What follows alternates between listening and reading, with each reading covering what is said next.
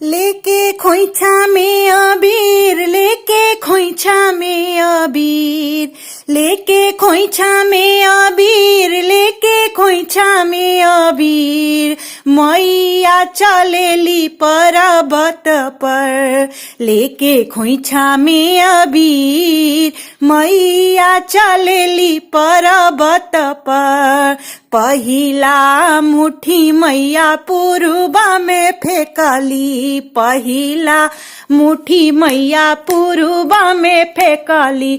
सूरज बाबा भैले लाले लाल हो, आहो सूरज बाबा भैले लाले लाल, मैया चलेली पर्वत पर। लेके खोइछा में अबीर, मैया चलेली पर्वत पर। दूसरा मुठी मैया पश्चिम ओरिया फेकली, दूसरा मुठी मैया पश्चिम ओरिया फेकली। बजरंग बली भैले लाले लाल हो, आहो बजरंग बली भैले लाले लाल, मैया चलली पर्वत पे। लेके खोइछा में अबीर, मैया चलेली पर्वत पे। तीसरा मुठी मैया उत्तर ओरिया फेकली, तीसरा मुठी मैया उत्तर ओरिया फेकली।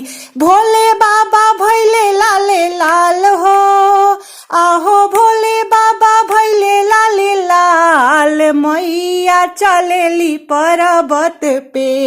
लेके खोइछा में अबीर, मैया चलेली पर्वत पे।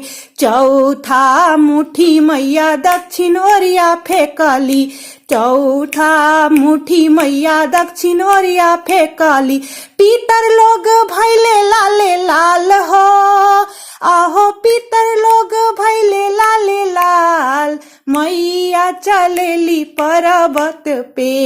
लेके खोइछा में अबीर, मैया चलेली पर्वत पे।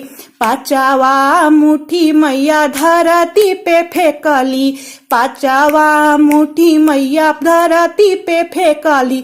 नर नारी भैले लाले लाल हो, आहो नर नारी भैले लाले लाल, मैया चलेली पर्वत पे।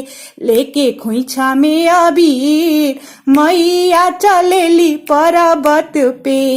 लेके खोइछा में अबीर, मैया चलेली पर्वत पे।